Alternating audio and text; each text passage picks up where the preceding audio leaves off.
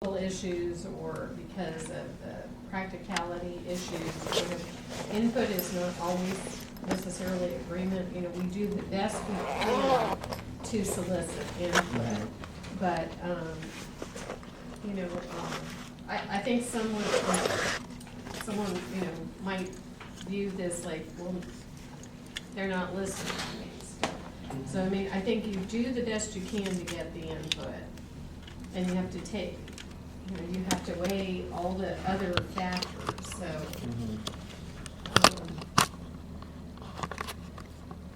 as I think about the year, I think one thing that was useful that I hope we continue to do is that there was a lot of connection between conversation at the board table and the work of the committee. So for example, the reason that we're looking at C&E, it came up as decisions were coming in front of the board to make about whether to approve particular applications from communities.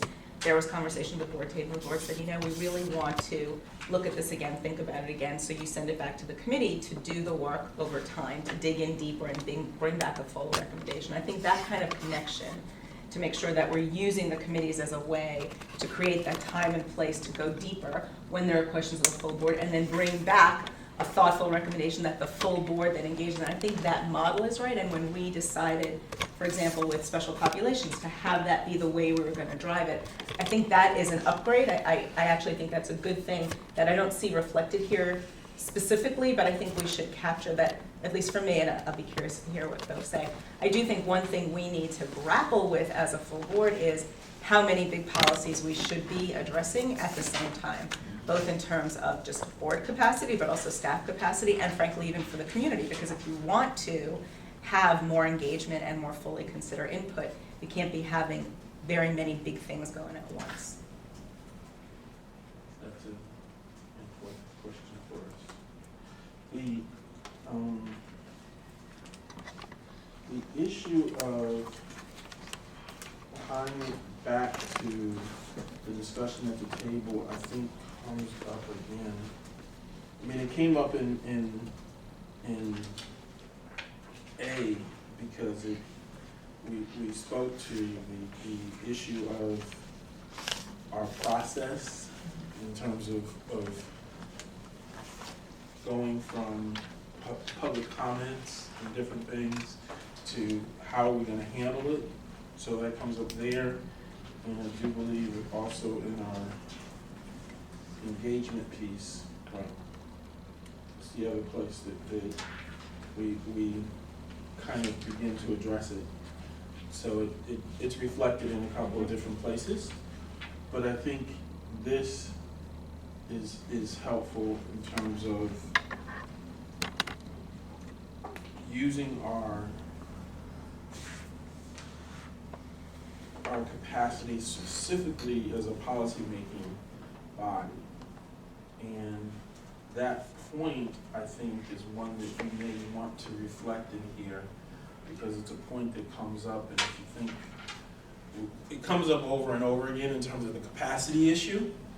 How much capacity does the administration have to do this big work, and how do you take on, like you said, is it valuable to take on multiple big things in a year, or to focus on one big thing that's overarching, and then from that you may have other issues that can be dealt with.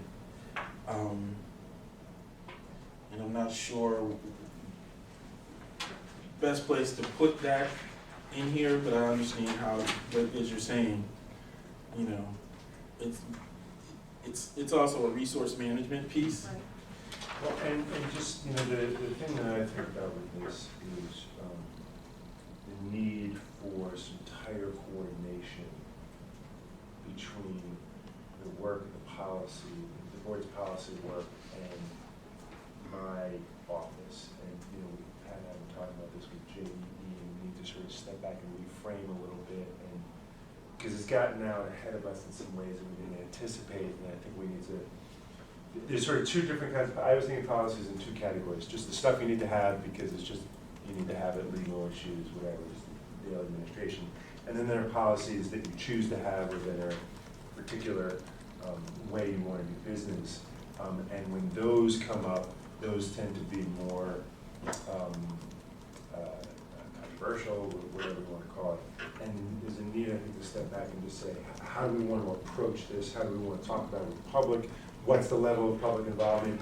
Do our typical processes work? Do we want to go with something else? And to have that conversation before we take on other kind of policies. Well, even, the alcohol and drug policy, when we were, staff, we had a lot of community comments about, substance abuse in the community.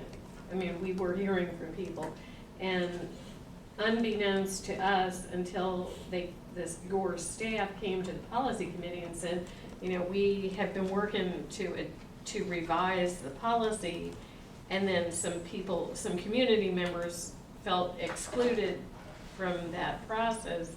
So there needs to be better coordination. I mean, there are a whole boatload of policies that are long overdue to have revision, but they're, big, hairy, audacious issues. And I appreciate you bringing that up, because I failed to mention there's an internal issue that I have as well in terms of staffing. so I guess more alignment of the board's role in developing, revising policy in coordination with staff and the needs of the system. Yep. Well, I think it's about how we decide what policies we're taking on, right? The work plan for the policy committee. I mean, in some measure, I think we had put out to staff just a request to kind of march through, because we do have so many policies, to just sort of march through and figure Right. out what hasn't been looked at in a while, what needs to be revised. But maybe it would make more sense from a procedural point of view to really think about each year, what are the policies we want to get to, how much, which ones take a lot of time, which ones can be done, don't need as much revision, and create that balance in creating the policy committee's work plan.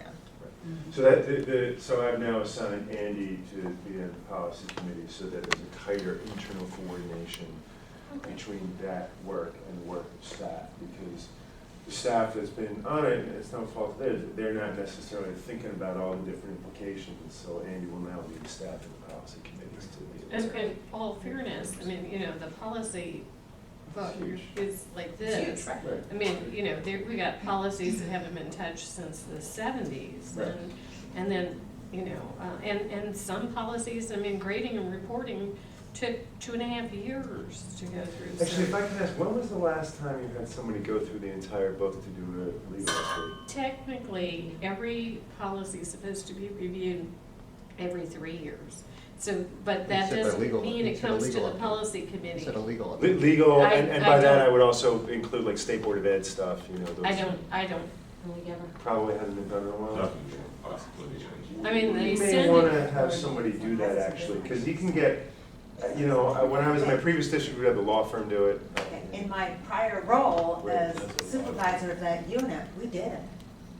All right, Oh, I'll check, so absolutely. it may be that Stephanie has just done that, I mean, I would imagine she's. They send it No, we to didn't. the report, the responsible offices Sure, have to sure. review. I mean, it said, in fact, it says at the bottom of every policy, that, and it goes on a 3-year basis. I think it's every 3 years. Every Yep. policy is sent out to, so. And do you usually get the report on that? So some I of the should know this, I apologize. not all of them, but I mean, some of them, they come back if there needs to be a it can be just a technical adjustment Yeah, because sure. they have to revise how the language is worded Right. in Comar, but, And they have brought some of those policies Yes. to us in the Yes. beginning of the, Yes. or I'm just middle of gonna last follow year. up and so send that's this, how so- it is, they send those out, and then the one, at the beginning of the year, they come to us, these policies need to be Yeah. Right. updated by the policy committee.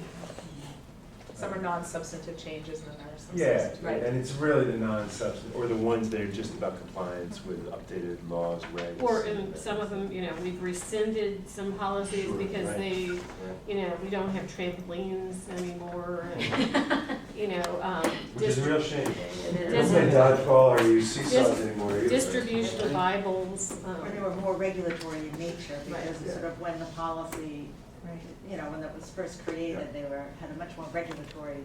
But Wait. anyway, I think that it needs to be, working in conjunction with the system, because, I mean, there's never-ending amount of. We need tighter coordination, that's what I'm saying. So what are we saying? That we used to review them and we've, No, they No, do, they must. they're being reviewed. I think Internally. it's more, I think we're just being a little more conscious of what comes from that review. I mean, Josh was asking the question because Yeah.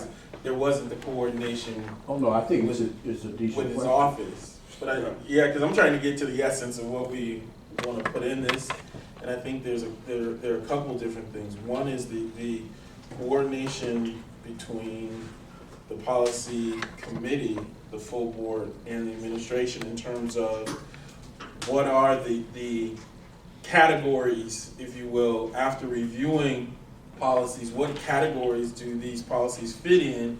Because there are the non-substantive, and then there, like Shirley was raising the point, which I think got us on this, they're the big items that need to be dealt with. And then to Josh's point, there are those policies that may have a larger implication than just Right. what they are regulating, if you will. And we need to be making determinations how we will handle those and make sure if we're going to step into one of those big ones that we're coordinating our efforts in a way so that the tail isn't wagging the dog. Because I think that's the sense that I get from what we've seen, JEE being a great example. There's a lot of stuff. I mean, JEE is a transfer policy, but it's making us have to have a conversation about immersion and on, and athletics and all these other things, where maybe the conversation should have been had ahead of time to say, here are some things to look at. How do we want to do it? Exactly. So let me use that as an example. The JEE is an easy one to pick on. Are we saying we're at the 3-year point with JEE, or? Oh, no, it hadn't been reviewed. I mean, the last Okay, time it was so- revised was 2002. So Okay. some policies, internally, staff will review for, to make sure it's in compliance with COMAR and law, but we, the board, have not reviewed all the policies every 3 years. I mean, I don't think it would be physically possible to do it. But, that one was triggered because we are dealing with appeals on it all the time. So it's sort of, there are some policies that just, are sitting there in the parking lot and there are issues related to policies that are continuing because of our work, through our quasi-judicial responsibility, and will trigger a full policy review. I mean, Yeah, I guess for me, the concern is, and we've kind of stated it, the balance between how much we take on versus, I think, in sometimes the community's eyes, that because you're not addressing my issue, then it's just kind of up in the air, and maybe there's really no way to cover all the bases with that one. There's always going to be. More work than- Well, actually, I think, because I was thinking about that too, Mike, and the way I was thinking about it is this need for this transparency around, like, this is what feedback we got, and this is what we did with it, which goes back to what you said, Pat, around, not everyone's always been satisfied, but they at least need to know it's been considered. But I do think that the new process that the board is committed to around new business will actually get to that, because it's going to force some Resolution. use some resolution and say, this is what, this issue came up, it maybe the policy committee is considering it, or it's coming up at such and such time, and you guys have actually created some protocols for it that I think may attend to that. I'm hoping they do. Well, and once Right. again, and I'm not sure it belongs in the report, but just for our purposes, and I think we've told you this, or many of us have told you this, the role of Andy as chief of staff, and how that has really just opened up a lot of doors, and a lot of communication has really been huge. He's a huge asset, I think, the work that we do in the school system and the work that you're able to do. Good. So just a few comments. You know, we're in this, in terms of our committees and all, and specifically policy committee, although it applies to other committees, you know, we're facing the situation where, you know, board members that aren't on those committees can't attend meetings. You know, and given that's the new paradigm we're working with, I mean, I guess the question is when, you know, in these situations, like you talked about, policies that bring in big picture issues, you know, should we be thinking about, should we be having those things limited to just the policy committee struggling with those issues, or if certain issues are triggered, you know, we need to have board work sessions to look, you know, to look at things so that we're not, you know, because Board We go work in- session. We go into more of a detail on the committees like in one of these others, but I have to say, when I first came on the board, there was no policy committee. You know, it was triggered because James Williams, who was deputy superintendent and had worked in many other systems, had came and said, look, you know, you really need a policy committee. We were doing it as a committee of the whole at the board table. And the wordsmithing and the other issue was, you know, board members wordsmith made changes. You know, if you change from may to shall, you know, it makes a big, you know, without the opportunity to have legal input, and the thinking of staff, it didn't work well. And, you know, we then set up the policy on policy setting, you know, I mean, the policy on policy setting was established and the policy committee was then established. But there are, you know, there are major topics that are of interest to the full board, you know, finding the way, but, you know, that's in, I forget which other one, we have a lot of discussion about committees. Look, I understand that, you know, and most of the policies are gonna, you know, it's gonna make sense for the policy committee to take on. I'm just saying that occasionally we have some of these bigger ones that I think there's a lot of board interest, and if the board members can't even show up and weigh in, you know, when the policy committee does its work, you know, and then sort of trust that when it comes, you know, when it comes to the full board as a recommendation of the policy committee, it's just not, there's not the same kind of opportunity to make changes at So that my point. suggestion, because I'm mostly conscious of the time, I think this can pretty easily be rectified by looking at the role of the committee in terms of process and determination of, you know, how it's gonna get discussed, and there might be, I think it is appropriate for it to be committee of the whole when it's something that everyone's gonna be affected by, but you might wanna flesh that out more afterwards, because I looked up at the clock and it's 10 o'clock and there's many more to get through. But that does need to be, what's the role of the committee, what's the role of the whole, because there are times when you should have the whole discussing it. It's just more efficient and more appropriate. And just in terms of, and I'm not sure if it's this one or the other standalone, the community engagement piece. One thing I guess I found out, you know, that didn't know before, when we get all these community comments on policies, we don't necessarily even acknowledge them.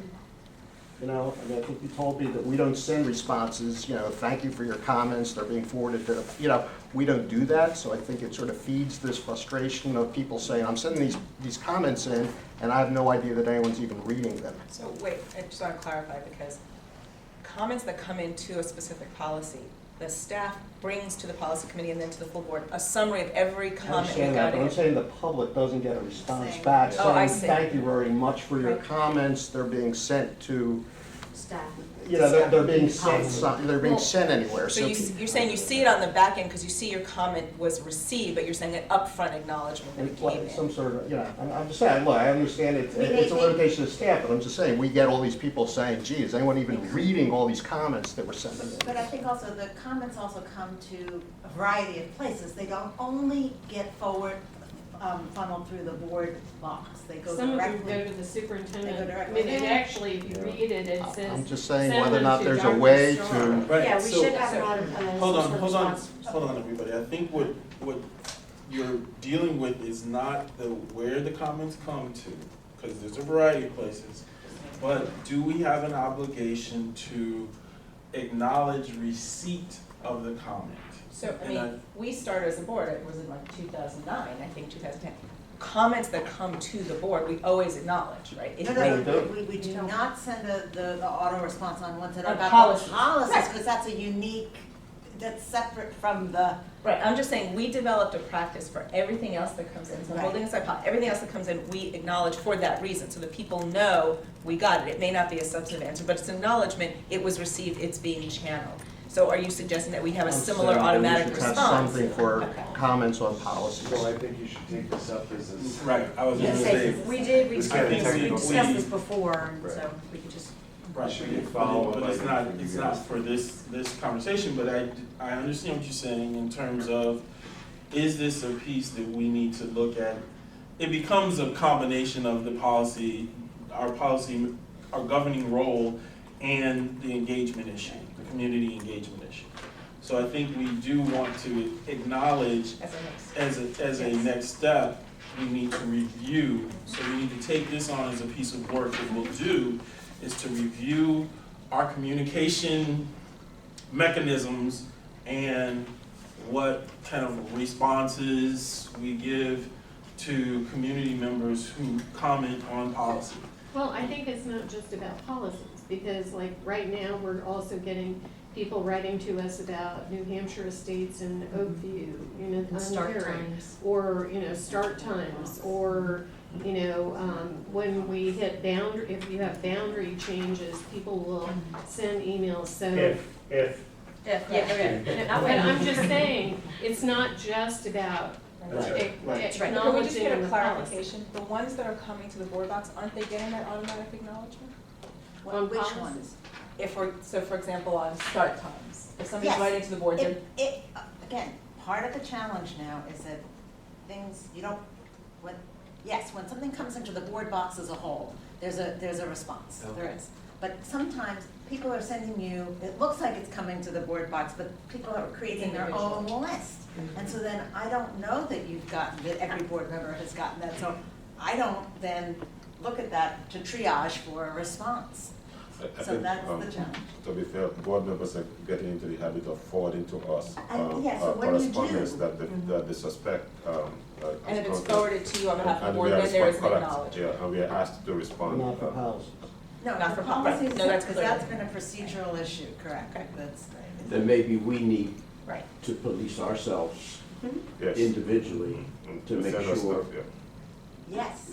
Because ultimately, Yes, and then sometimes when I get because them, I also, ultimately, Laura, you're kind of the arbiter of I'm this. sort of the, it seems to be, right, Okay. She and exactly. Suzanne, Right. write my, Okay. a lot of my responses.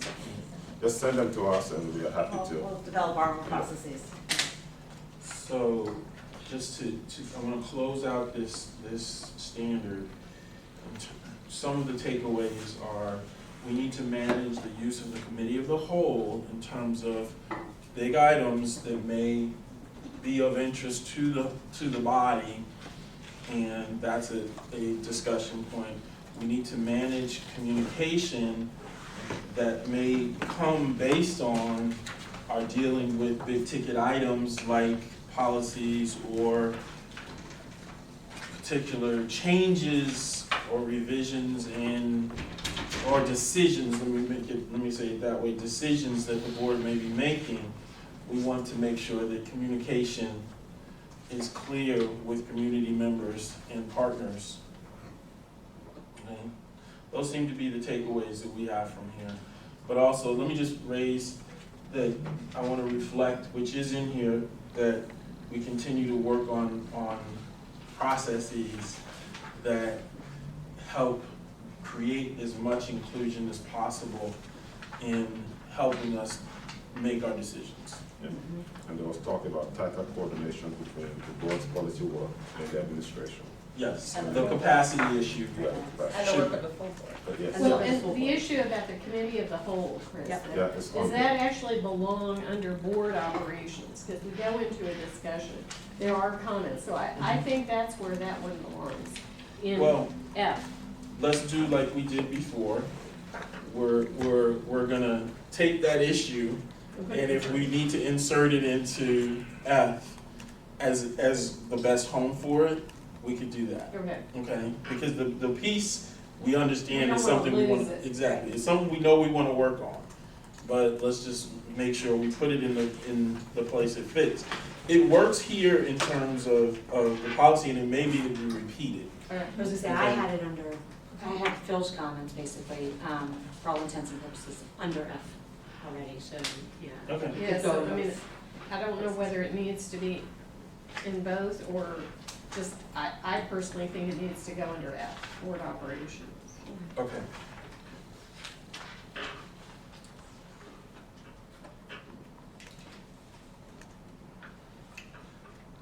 Somebody want to read C? The board has worked with the superintendent to develop meaningful ways to monitor and analyze student achievement results, even as we navigate fully through the transition from Maryland School Assessments to a partnership for assessment of readiness for college and careers to the Common Core standards. Adoption of the new milestones in the strategic planning framework will make this process even clearer going forward, particularly as the targets are finalized. The board expects that future board meetings will be organized around a monitoring calendar that allows for an annual systematic review of performance on the key milestones.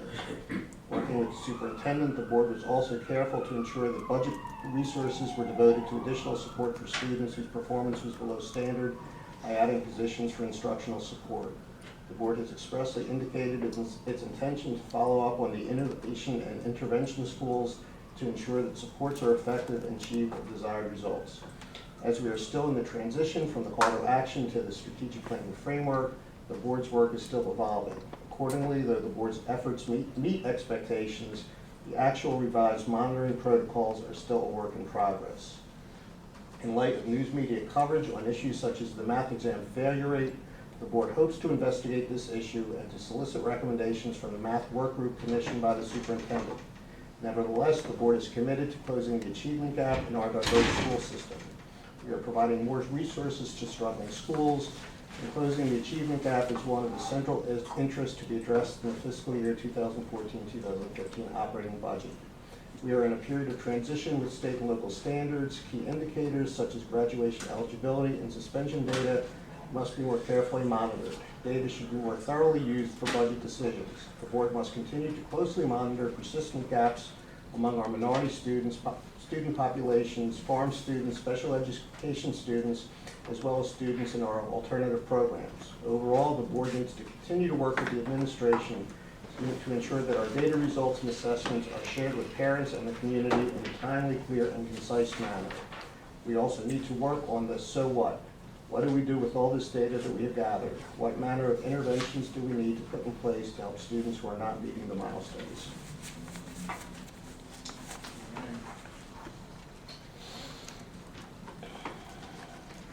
So now we're getting into student achievement. And this is one we got a 1. Well, that relates to the first thing, right? We actually haven't done the work yet. Right. One of the things that I would think that's important in the last paragraph when we just, I want to, where we say overall the board needs to continue to work with the administration to ensure that our data results and assessments are shared with parents and the community in a timely, clear, and concise manner. I do think that we have an obligation to make data very accessible. And if you think about the presentations that we've had from Kathy Gimberling at MAPE in the past, one of the issues was how do you see this data and understand what you're looking at? And I think that's something that we want to really work on, because part of this, I think this piece about creating that ethos is going to be when our parents across the board, not just our high-touch parents and parents who are involved at higher levels, but all of our parents really understand what's important in terms of the data about their child. You know, how is my child reading? Like, I had a conversation, sorry to do this little example, but I had a conversation, I was with my nieces and my sister-in-law, and we were driving in the car, and my niece was reading a book. She's 10, she's in the 5th grade, and she was reading a book. And her mom, who is legally blind, so mom can't read with her, mom can only hear what she's reading, she said, oh, do you like that book? Yeah, I like the book. And she's like, well, you know, what is it about the book? She said it's a level whatever book, and it's a level X book. And my sister-in-law said, well, what does level X mean? And she was like, it means it's level X, which makes sense. 10-year-old, why would you know? But mom then was like, well, what is that? You know, she was struggling with, well, what does that mean? It does, because what I heard her asking was, should you be at level X? Should you be at level Y? Should you be at level Z? Should I be working harder that you get to the whatever the levels were? But that to me was an example of when our parents understand it, then they can be helping their child get where they need to get and engaged. And I think that's a part of what we have to make sure happens. And I know this is a communication piece, but it's really also, it's about the data. Because when people take that in and we're talking the same language, then our parents actually can help us a heck of a lot more than if they don't understand what we're talking about. So I thought about that as I was rereading this. This was like an example, totally different school system. I'm talking, this is Indiana. But I think the point is common for parents. It's like, how do you understand what folks have said so that it makes sense for your kid, you know? So I just raised that as, I think we need to emphasize that, because it's not just that we're understanding the data, but do mom and dad understand the data to understand what it means for their son or daughter? There was once a time where, I don't know if it was us or all the schools were supposed to post in public places, you know, how they're performing on certain indicators. I don't. Well, that was when no Child Left Behind. That was one of the requirements of No Child Left Behind, is that you had to publicly post your disaggregated test scores. You know, but this is even kind of getting under that, which is the. I will say, for our teachers, if you go to the back, your kids' Report card? well, not just that, the conference, your teacher conference, parent-teacher conference, they usually do go over what they're, you know, this is what X means, and here's where your child should be doing, and here's some things you can do to help, so. Right. But if I don't go to that, Correct. or if I miss it, Right, you and have if no way. there's some of these things, I mean, this is a reasonably intelligent group. If we grapple with it, then some of our struggling families might. I used to carry around the elementary report card just to look at it every time. I'm gonna tell you, if my life depended on decoding that, I'd be in trouble. And that may be an indictment of me versus whatever else, but I think some mention of what you're alluding to in terms of the user-friendly whatever is very important, because as education and data and statistics become even more sophisticated, it's really incumbent on us to do as much as we can to break that down. I think it is the transition moment, because what we've agreed to so far, right, under the strategic planning framework, are the focus on particular milestones. The targets are still a work in practice, and even beyond the targets, I think what this conversation is getting to is the issue of what data do we as a board want to see, right? The question is, when the superintendent comes to us on one of the milestones, what do we want to be looking at? How do we want to look at it? And some of what we've laid out for ourselves in terms of the expectation, the standard is, we want to be looking at enough relevant data to really be able to assess whether we're moving in the right direction or not. We want to understand that data in a context, right, when we talk about state and local, because, you know, it's the example, as you said, Chris, that when we've gone to maybe Kathy Gemberling's presented, you may be making whatever, you know, a 10-point progress, but other jurisdictions using the same test are making 20 points. So now your 10-point progress looks different because you need to say to yourself, we're moving in the right direction, but maybe not fast enough. So understanding that context. So I think, and this is where this is the transition year, which is my guess for why several of us felt like this was literally in progress. I mean, that was just a literal statement, is that we're still working our way through with the superintendent, identifying the targets through agenda setting, figuring out with input from the board what data specifically, and then going through one of those to be able to then say, that was exactly the right data, or we want more, or we want less. And then, so that's at our level, and then the point you make about parents, you know, it's a different level of information that you want to be looking at, but I think it is what are the relevant pieces of data I should look at as a board member to really understand whether we are moving the right way. And then what are we doing if they're And then not? a so what? Right, exactly. Because that's a very Right. important thing to me. Is Exactly. If we're missing the targets, what Right. is that trigger? Right.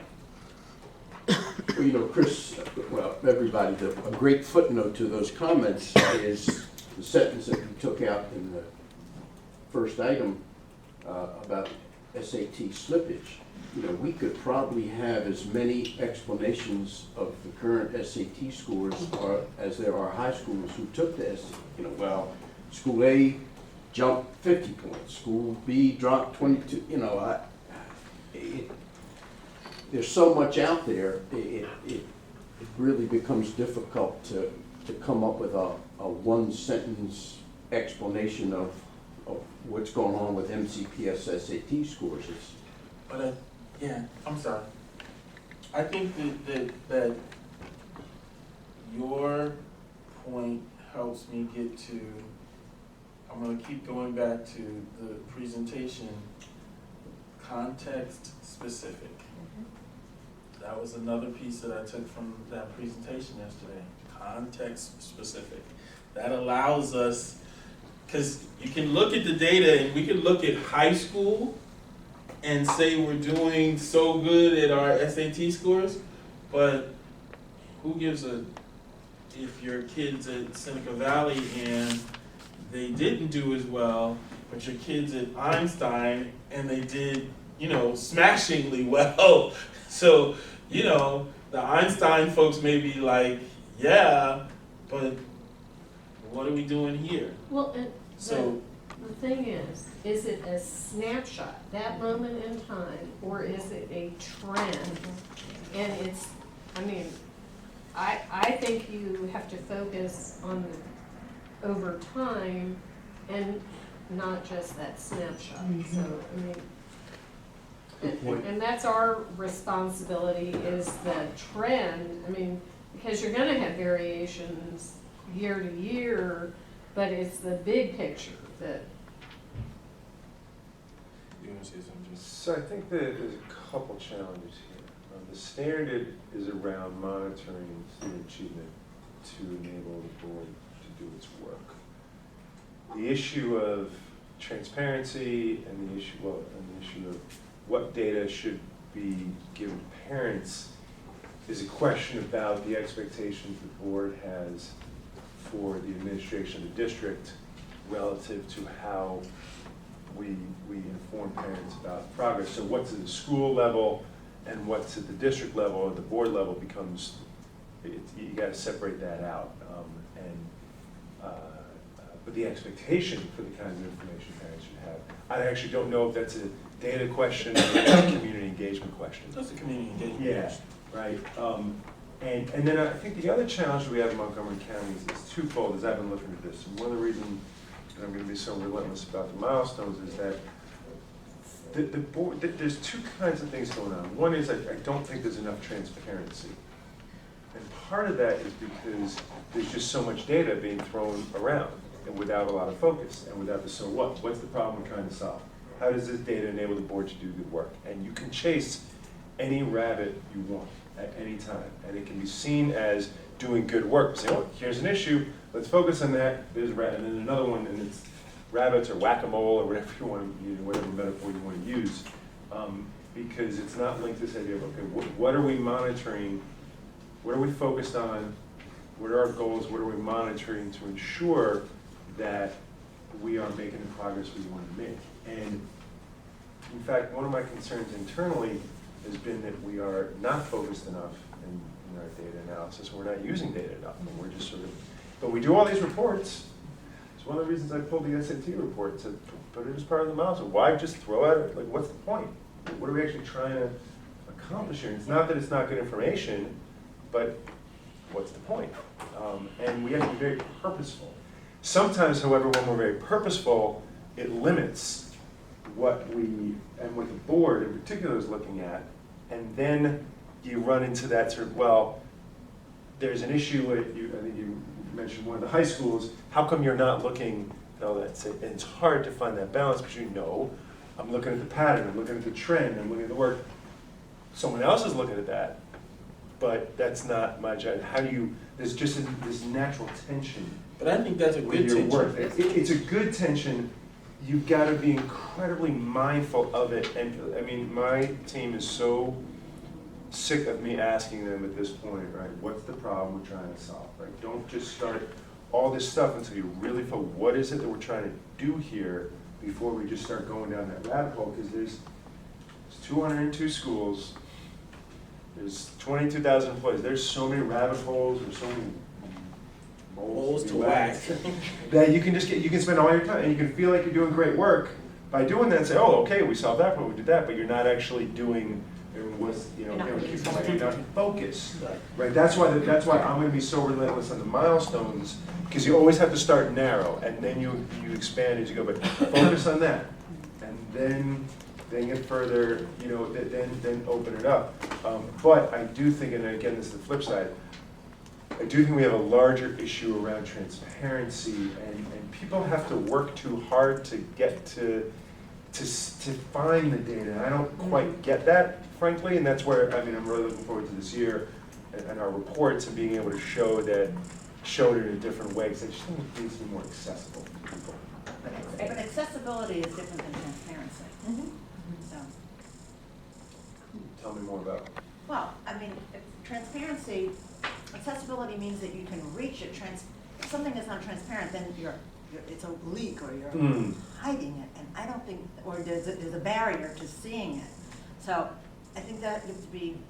I understand what you're yourself saying, but I credit. think I think both. I think we Give gotta look at yourselves both. credit for attempting to have it available, but perhaps Yes. how the pathway to getting it may not be the easiest. But Yes. then, okay, so Yes. in computer terms, you could call it user friendly, Exactly. okay? Yep. But then the issue is the delta between it being accessible and user friendly is that it still turns to people as you're not making it available. Correct. Because if making it available means you gotta climb Kilimanjaro to get to it, yeah, it's at the top of Kilimanjaro, but do you have the time, energy, and resources to make the climb?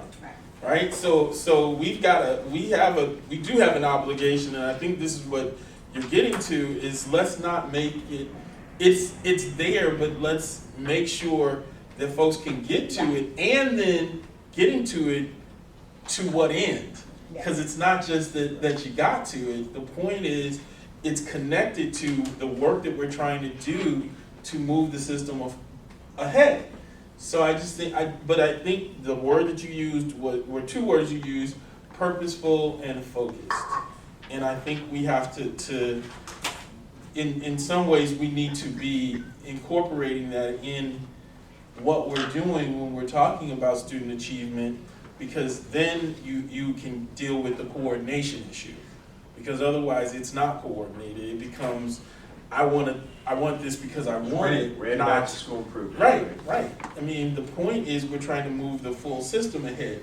Moving the full system ahead doesn't leave Wheaton out, and it doesn't leave Seneca Valley out, and it doesn't leave Whitman out, but it may mean that each one of those has a different thing it has to do. I think, Josh, one of the things you raised was, we obviously have identified the milestones in the strategic planning framework. I guess my feeling is that even within the milestones, even with the focus that's articulated, so like, for example, at grade 3, looking at reading at the proficient advanced level, there's still context in terms of data, right? Because it's still, well, how many students moved from, That's right. Basic to proficient, how many students, and then, obviously, I'm not saying that at the board table we're getting to the level of the classroom, because we shouldn't, but there's still a question about what data should we be looking at? What's the relevant focus data? And as we said during the retreat, and I'm sort of, very eager for us to schedule these meetings because we want to bring forward our best thinking about two things. One is overall patterns by demographics and service group, and then distribution of schools according to it, knowing that whatever we bring is going to require some modification, and it's an iterative process, right? It's not going to be, you guys might want something a little different, something additional, some's useful, some's not. Since those haven't been scheduled yet, although actually I think October 21st is our first one, if I'm correct. First one on the discussion, November, or whatever it is. Is our opportunity to do that? Yeah. Strategic Planning Committee Yep, it's 23rd. is meeting on the 23rd, and Dr. Sadem has said she is eager to discuss with the committee the progress measures and milestones. You are correct, it's October 24th. October 21st is on the board, it's on the agenda. Yeah. Hey Chris, can I raise another point? Yes. I know that I just want to bring up a different topic. It's still kind of pertinent to monitoring student achievement. But I know since I've been on the board, we've spent a lot of time and meetings discussing, the importance of closing the achievement gap. And, we are doing just that. We're providing additional support to our students who are struggling. We're providing additional resources to our struggling schools. But, there are other student stakeholders group in our school system. There are, special needs students who are meeting these goals, and there are also students who are going above and beyond, exceeding our expectations. I know we're having a lot of discussions, supporting our struggling students, which I think is very appropriate. But I'm wondering if we're having enough discussions about talking about students who are meeting our expectations and even students who are exceeding our expectations. What are we doing? I know we're closing the achievement gap. Expectations in Montgomery County are so high, Justin, I don't know. Yeah, I know we're trying to I'm close just the achievement kidding. gap, but I want us to also, That's right. we're closing the achievement gap, but I want us to also simultaneously work to, just achieve more. And sometimes I feel like, maybe just because I come from a magnet school background, this is one of the reasons why I bring it up. Sometimes I feel like, for example, students who are exceeding these goals, we don't talk about them because they're doing what they're supposed to do. They're doing good, they're passing all our tests, so let's just let them be. Instead of, what can we do more to help our students who are exceeding in school? And I think the social and emotional learning in particular is, a conversation. It crosses all the wide spectrum of kids. I Right. think that's really, critical. We have no way, right now, we do not monitor GT kids. We have no way, we don't know whether or not they're, the performance of any GT kids. Which is part of why we included it Right. in, The previous. the previous ones, Right. because I think for a lot of us, that and special populations, of all of the special populations are very important things not to lose sight of, so, and to focus as much attention as we can to. So, And I was just, it's sort of a separate issue, but I think when we call out, and I think you're calling out GT kids, but I think that when we call out this and did it before, I think we need to at least specifically mention also English language learners as a population that we Absolutely. need to be thinking about. Especially in light, we've had our SATs, Exactly. scores where that was the biggest drop. I didn't think- realize And I that. think that we. Hispanic students. Hispanic, Yes. well, however we call it out, I'm just saying that I think there's a specific difference there. okay, but I think we need to call out, when we list our special populations, just to make sure that, you know, we include them in our I think concerns. that this is a classic example of where you learn the work by doing the work, right? And we actually need to put the data around one milestone in front of everybody so that we can figure out what else do we want to look at, what do we want to see, what would we be looking at. And we gotta just get it in front of you all to start doing that, right? And see if there are, because there's so many different layers, right? There's so many different layers. I was talking to, was Ike's person from the Asian, Diane? Lily. Lily or No, Diane? no, it's No, Diane. Diane Vu. Diane Vu. About Yeah. different parts of the Asian population in Montgomery County, and then we looked at, I forget which group she was referencing. Vietnamese. Perhaps it was Vietnamese, but there was one that's really struggling, I don't want to speak. Probably. Well, we don't have a lot of money, whatever it was, right? Just talking to her, you know, it's not tons of kids. You're saying, you know, you're always talking about Asian as a group, but have you really, well, have it. Now, whether that gets to the board level or not is different than whether we just look at, you know, whether we're attentive to it at our level. Again, until we have to put the data, until it's scheduled, and we put it in front of you, it's, that's when we'll refine it. So, I want to do two things. 10:25, got 2 hours and 5 minutes, got 4 more standards. So that's 30 minutes per standard. Or if we take a little bit of a break, it's 27 minutes per standard. And I know that let me ask if folks want to take a break now, or do you want to pile through? Misery is optional. Yeah, people. Right, we'll just get up and go. So Yeah. we're piling through, okay? So let me just make sure that we've got a couple different things that we want to bring into this standard. And I'm gonna need some help, 'cause to be honest, my notes got a little ridiculous. Well, we're going to add the ELL issue. We will talk about the expectation to make data more accessible, transparent. Narrowing that gap, we will talk about focusing on what needs to be monitored to ensure that we're making the right progress. And I like Dr. Starr's question. What is the problem you're trying to solve? It helps to focus there. And we will talk about not only working on closing the achievement gap, but also supporting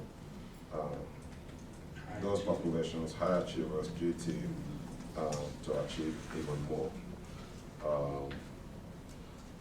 I think that's, did I catch everything, Ms. Suzanne? Laura? Yeah.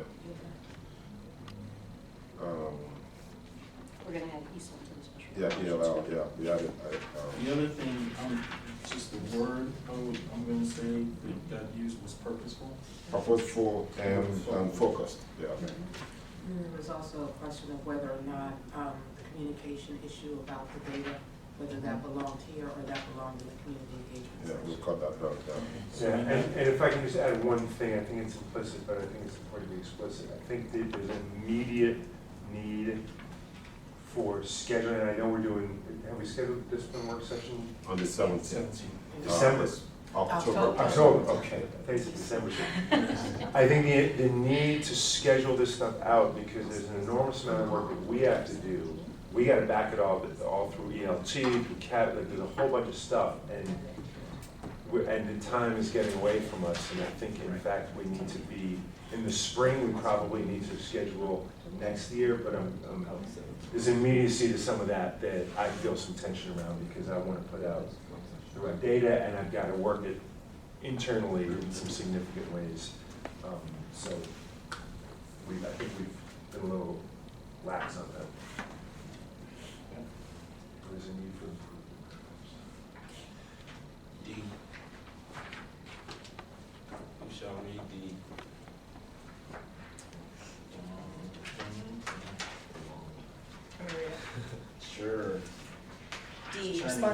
Responsible management of resources.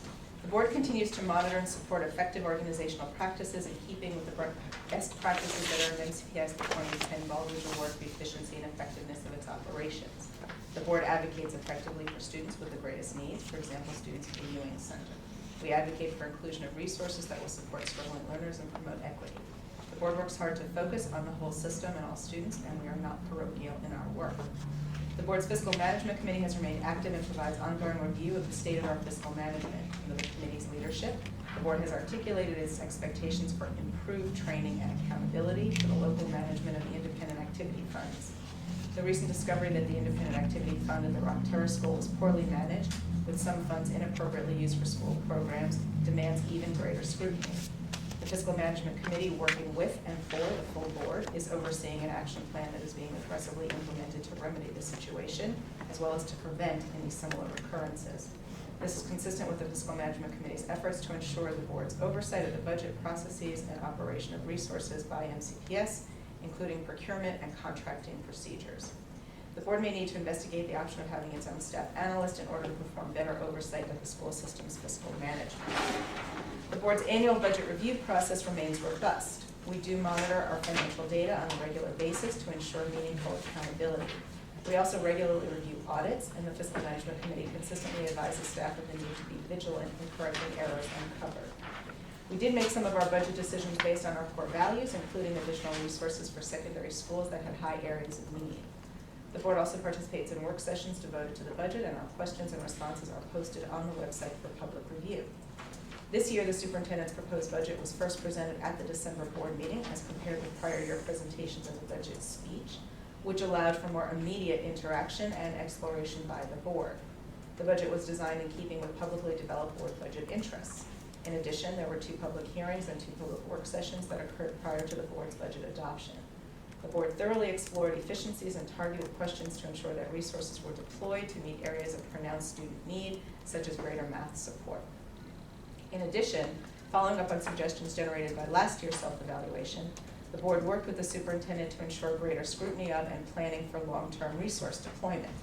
For example, the board pushed for the development of a technology strategic plan to better explore proposed growth over the next 5 years, the priorities within the technology budget, and how resource deployment is calculated to best support instruction in the future. While implementation details of the plan will need to be closely monitored, this effort provides a solid foundation for the thoughtful deployment of resources. Indeed, the board was able to work productively and collaboratively with the council this year to accelerate funding to ensure that all elementary schools have Promethean technology in order to better support the rollout of Curriculum 2.0 and in keeping with our commitment to equity. In addition, bringing wireless technology to all schools will facilitate greater options going forward. We also worked with the council to accelerate certain facility improvements related to school safety in response to community concerns following the Sandy Hook tragedy. Similarly, the board undertook a robust discussion of our long-term facility planning needs in order to assist the board in its resource stewardship and explore all options to address our rapidly increasing enrollment and infrastructure needs. Through the process of study and planning, the board can better facilitate and support proper prioritization of limited resources.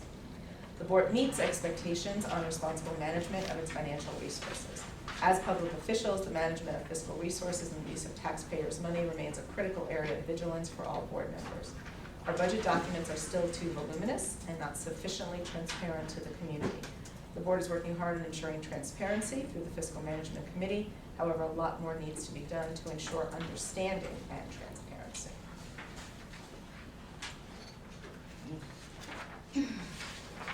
So I have one point that I just want to raise. And as we discussed under policy governance, that there are issues that may be of interest to the full board and should go to the committee of the whole. Just as with the Rock Terrace audit that came to the Fiscal Management Committee, that, under board operations, there are issues that, like that one that came to the audit committee, that, the full board was not there for the briefing or the discussion. And so just as the conversation, under policy where there may be a desire for a committee of the whole, and so I'm just saying that as we have that parking lot on board operations, but I'm raising it because we specifically discuss it under the, in this area. I just want to say that I concur with what Pat said there. I think there are some of these very big issues that are important to all of us. It's too hard for us not, without being able to attend some of those things, to wait for the minutes to come out or to, it would just be easier if we could arrange for some issues, certain issues, time when we can all meet as a committee of the whole. So again, this is the how do we use the committee of the whole, how do we manage these issues? And this becomes an example, another example thereof. Well, Mike mentioned work sessions or something, I think. Right. They're talking about board work, this could be part of the conversation. Right. I think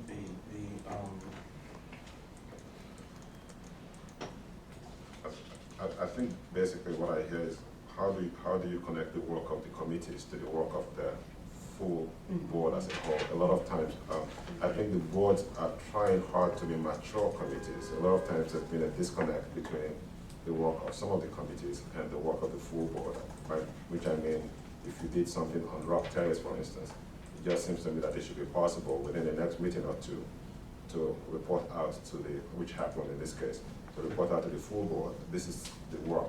This is what happened within the committee, and these were the recommendations. The policy committee does a lot of that because by the nature of the policy, it has to come up with recommendations. I think similarly, some of the other committees need to start looking into the habit of saying, now that we've dealt with this item, what is the ask? What do we tell the full board? That might help with some of the anxieties because people are not hearing or seeing what is happening within the committees. Maybe we do a little bit of both. Perhaps the role of the committee chair is to apprise those not in attendance of what is going on. And then we always have a part at the end of the meeting, and we're usually fairly eager to get out, that we don't have really committee reports, and maybe we ought to look at that part. So I would just suggest, and again, it's a good conversation.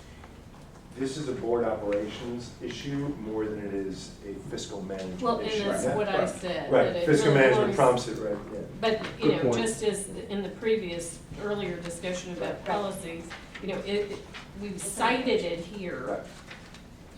So it needs to, I agree, it needs to live under board operations, but it's noted, so. Right. That Fiscal was a good management example. committee, technically, there are certain, it's the one committee under Comar you have to have, because there's certain audit reports that have to go.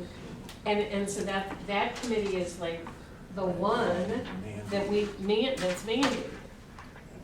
There's a general loop closing issue that the board has with both internally and the public, which would fall into board operations. So do you want to talk more about board operations or hold off till? Well, let's finish this one, and then let's close this one out. Because I think the next to last paragraph is important. The issue that we raise in terms of doing long-term planning and working with the council were important pieces, I think it's reflected fairly well in this paragraph. I'm a little, I guess I have questions about the voluminous budget documents and sufficient transparency. And I think it's accessibility. well, so it's interesting because I've had people from the outside note, professional organizations, how incredibly transparent we are with our financial data as well as our student achievement data. These are, this may be an accessibility issue, but that we do put everything out. And when we use those terms, I'm not sure they accurately capture what we want. Right. And because we don't hide the information at all. So I think we're very transparent. It may be an accessibility issue, or it may be simply that we want to put information out differently. I just think when we have it right, we want to be clear. What's the problem we're trying to solve, right? What is it? And it's not a matter of transparency, I think. support, and maybe No, that makes sense. I would agree. Discussed I think- earlier. But before we have language out there, I just want us to be really clear about what it is we're trying to achieve here in terms of putting financial data out there and what we want to communicate to our community. I think the difference is, we're using the word transparency, but again, it's, my simple version is user-friendly. And that's really the issue that I think a lot of folks complain about is, yeah, I can read this and yeah, I have it, but what does it mean? Yeah. You know, how do I, as somebody who has a 5th grader and feels like, oh, why aren't we doing foreign language in elementary school? How do I read this and figure out how we could or how we're not, whatever it may be? And I just think it becomes this issue, and we struggle with this, but we've got to take this on again. And it is an engagement issue too, but it's how do we make our documents that we release to the public helpful to the public? Because sometimes we release it more, it's almost like we release it more for the sake of it's been released than now you can use this to advocate. And we asked that question a few years ago when we had our forums, you know, our strategic planning forums. I know we had different names for them, but we asked the question, how do you want data, or how could you use data, what form or whatever it was to better advocate? But I don't think we really got to the now we're going to do some things differently. So I mean, I think one of the concrete things is actually searchability, right? One of the things is, could we go into our budget document and search for, you know, whatever it was, parent community coordinators, you know, math instructional assistants. I mean, I think that one of the requests that we've both gotten externally, but also I think as board members, in terms of connecting the dots, because fairly you will sometimes engage, you know, Larry, for example, in conversation, and, you know, how we invest in supporting math instruction, for example. You're going to find it in a lot of different places. It's going to be in some it's going to be in straight allocations to the school, some it's going to be in support, some it's going to be in intervention, some it's going to be in innovation. And so is there a way you could search to sort of see a different slice of the picture? But I think it gets to a question also for us about how we want to present the information. And we've taken a lot of steps over the years, right? So the citizens budget was a first step to sort of condense down to something that was more readable, that had the highlights. So if somebody was just sort of tracking what are the changes from last year's base to this year's. We as a board have looked at the budget. We've marched through department by department. We've tried to march through sort of strategic goal by strategic, you know, it's about how you do the cut to get the most relevant information. But I think some of it, we try to break down what we mean by transparency and user-friendly. I do think searchability is one of the things that continues to come up. More glossaries in terms of, you know, we have a lot of code in there. I'm not sure if people, last year I met with Larry and we were going through some of the charts and all that. And it was like the first time I recognized, you know, he explained how some of like the salary schedules are sort of incorporated into, you know, some of the staffing for the departments. It's like, gee whiz, I mean, I never understood that until he explained it. I said, you know, it would be helpful if there was maybe just a chart somewhere explaining all those different terms that are, you know, the letters and all that are in some of our charts. So, you know, so I think that it's not so much the transparency, but I think it is, you know, really, you know, how people can. User-friendly. User-friendly.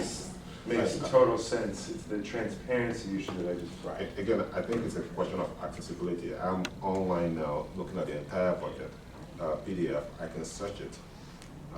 Searchable, it's highly indexed, extremely fast. But if people don't know it exists, then it doesn't exist, I guess. But you know, I just went up to the school system. Well, that's why we Correct. ask questions. Yeah. And research has to take place. So if you don't know the questions to ask, or you don't know where to look for it, Yeah. it's a bit And of a it's challenge. tough when, you know, I think you point out, like, we do a lot of realignments, but it's really tough to really understand that in those, on those, you know, departmental budgets, you say, well, there was 50,000 realigned from here to here to pay for this over here, you know, and we took the overtime from this thing and turned it into travel, yeah.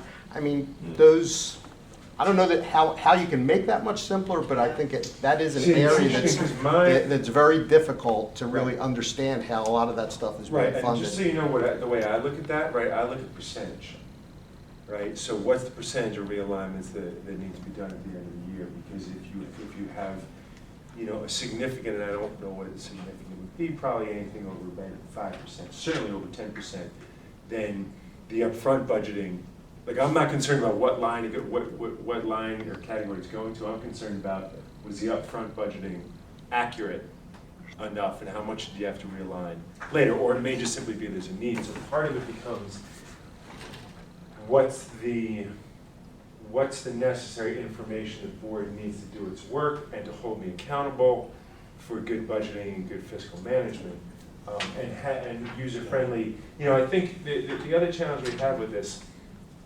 is different people want access to different kinds of information for different purposes at different times.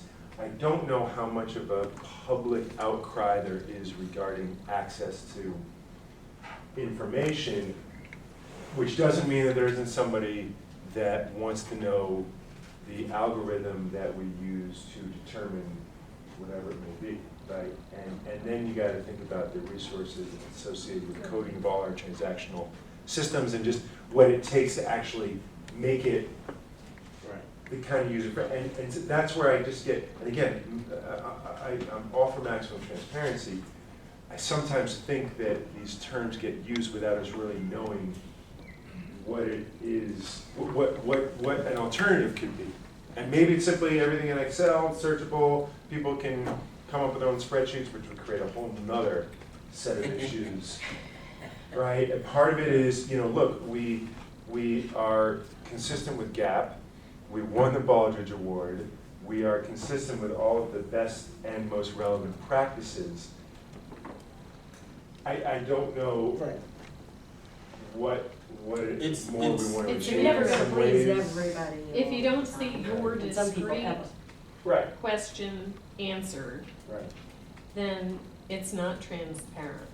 And, you know, just as, you know, input is not always agreement, Sure. if your discrete question or, you know, I think there's a saying that, you know, you can use data and statistics to prove anything you want. Mhm. And so, you can put out all this information and people are gonna choose to interpret it how they choose to interpret it. And if their particular piece of the pie turns out, you know, differently than they had hoped, it's not transparent or accessible.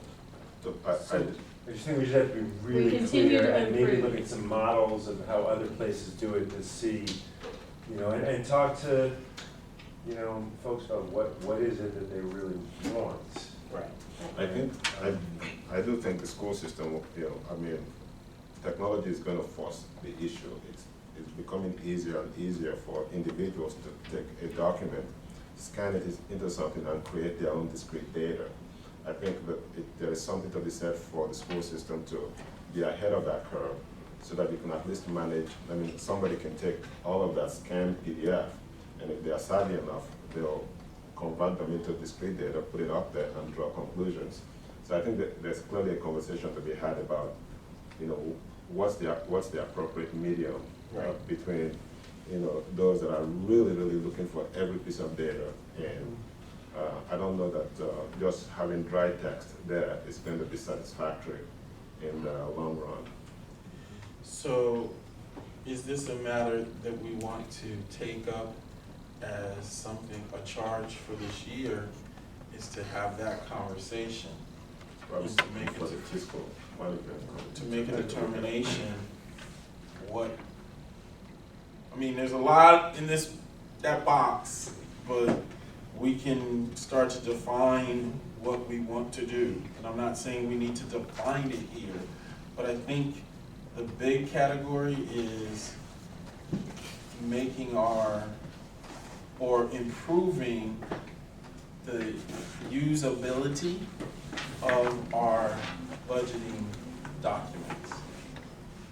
And we'll make a determination that we'll charge the fiscal management committee I'm suggesting also that we charge the fiscal management committee properly in consultation with the community engagement on this issue of how to make our, I know, but it's the committee of the whole.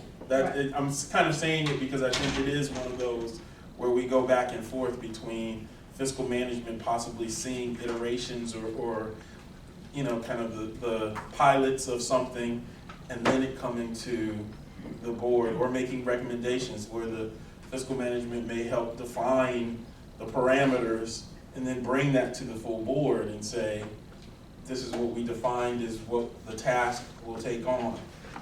So but the issue is usability of the documents. Is that fair?